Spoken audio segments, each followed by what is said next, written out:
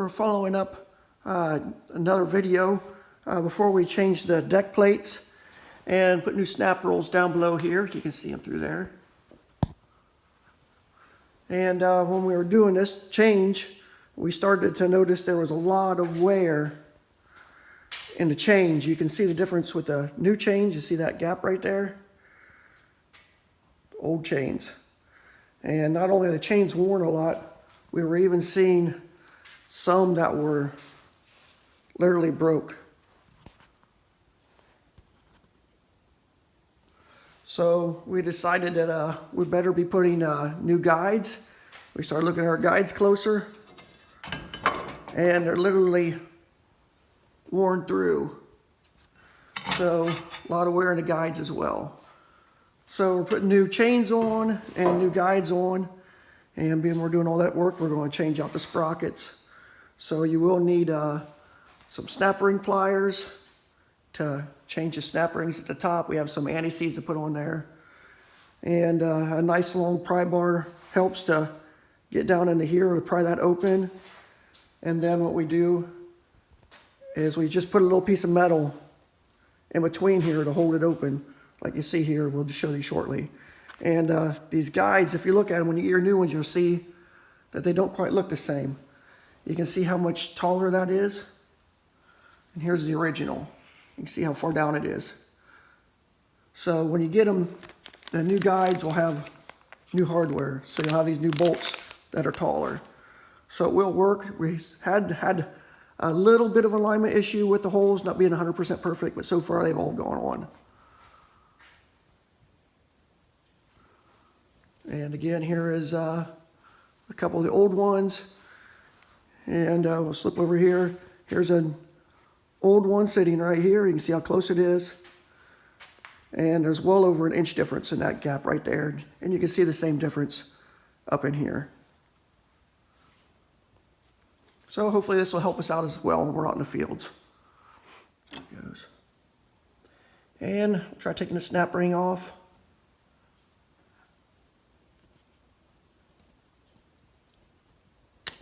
And it came off fine. And not all of them will come off that easy. And the other end, you'll need 3/4 inch sockets for these, and a 15/16 socket for that one. And just use your impact and zip them off. Put them back on. Check the tightness on everything when you're done. So take that one off with its 15/16 socket. And then we'll move to the guides, and those will be 3/4 inch sockets.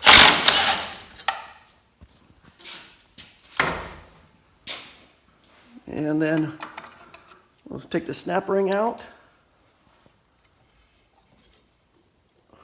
Watch your fingers on those.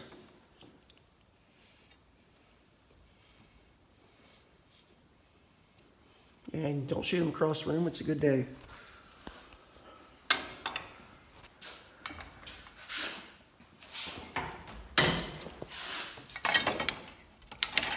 Lift this out of the way. And pry down. And we'll put a piece of steel in to keep it from springing back. So now it's got that steel in there, it loosens the chain up. So you can just pull your old chains off, they're so loose, it's not a problem. Lift your sprocket off.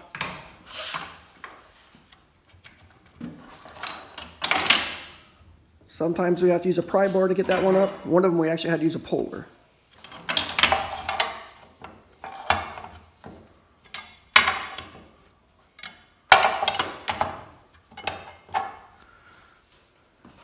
And then we'll put a little bit of anti-seize on this one. Clean some of the dirt out. Missing a bushing. Be sure you don't lose any of these little bushings that go down here. And these are Shoup parts for the chains and guides and sprockets.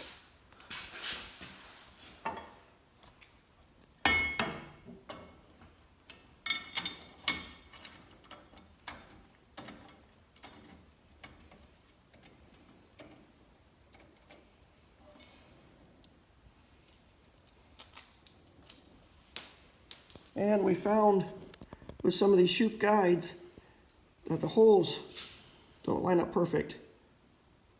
And there's also some casting flash down inside the hole that you may have to remove with a die grinder to get these guides to line up. So they aren't a perfect fit, drop on. Sometimes you have to work on them a little bit.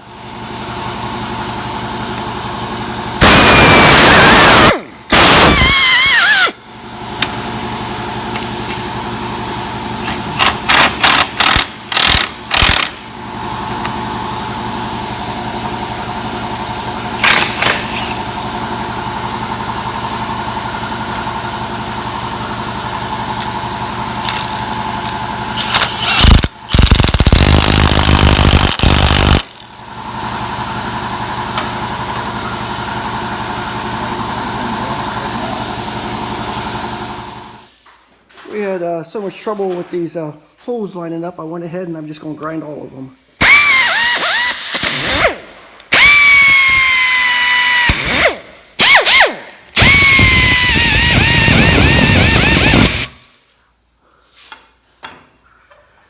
And we just put a piece of steel in. Make sure you get it in good. And just lift our chains off. We already have the guide off. And take the snap ring off.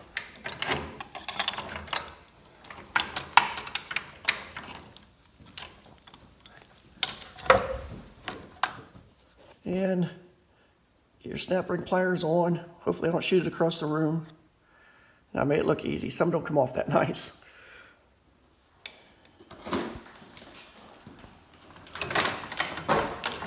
So we'll go ahead and take the old chains off. Parts out of the way so we can get them off. Snap ring off. And not all the gears slide off by hand. We had to use a puller on one of the gears. And we'll pull off the guides.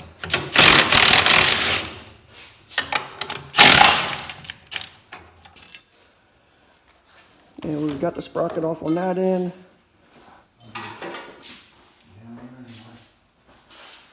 And put a little lubrication on this one.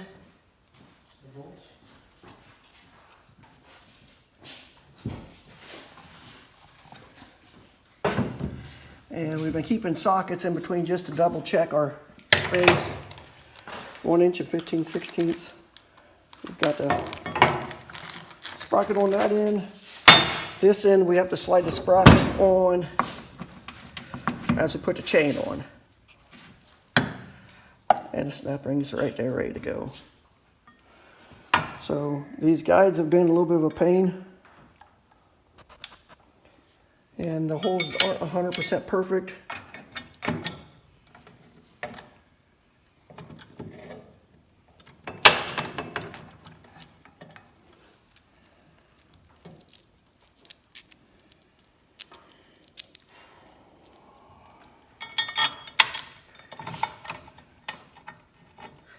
But it did help when we took the grinder and cleaned all the flashing out of the holes so they fit better.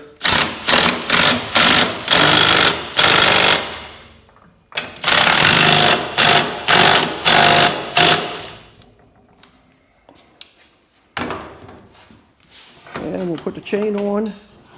One thing you want to make sure you do is you stagger the gathering chain.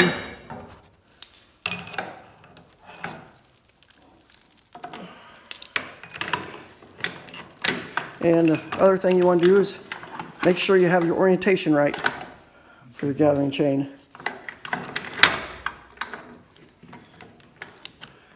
So you want to slip the sprocket in. You want to make sure you line up your points up here. There you go. There it goes. And you release your spring and you pull your spacer out the back end. And it's tight. And then it's time to put the snap ring on.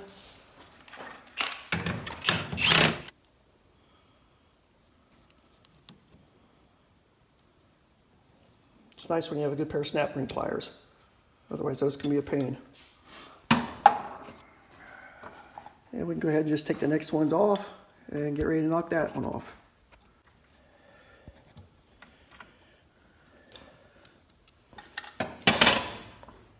And we did pretty good. I only launched one of them across the shop, so.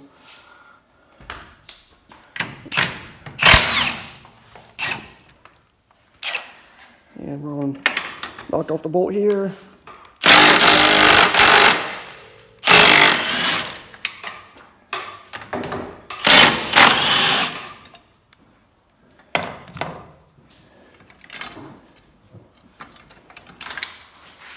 Lift that out.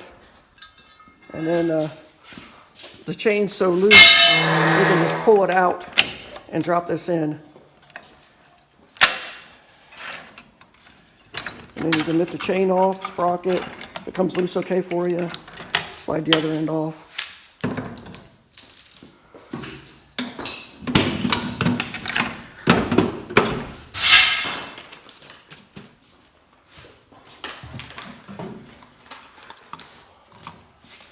Again, we'll put a little anti-seize so that floats up and down. I'll put a little here, help that float. And just one moment, I'll put this on first. And put our old guide back on. And he's getting the bolts.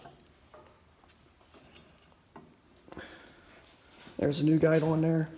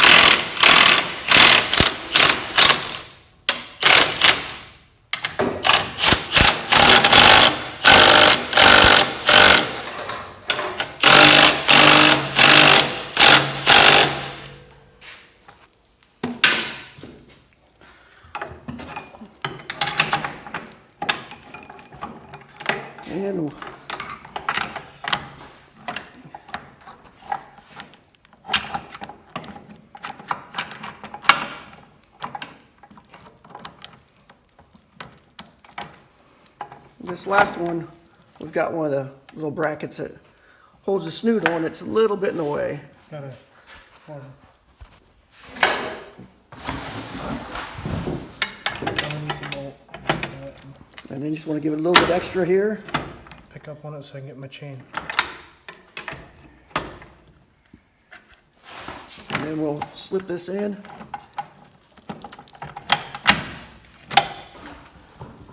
And like I said before, make sure when you're gathering chains, you have them in the right orientation and make sure you have them split so they're not running straight across from each other.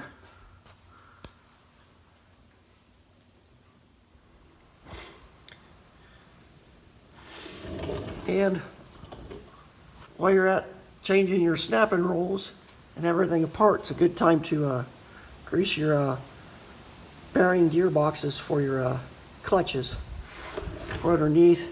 So on our 6 row, we have 6 of them. There's one down there on the end, 2, 3, 4, 5, and there's a 6th one down here on the end.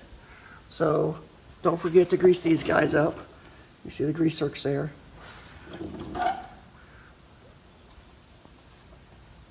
And again, they're underneath, and our gearbox is right behind the snapping rolls.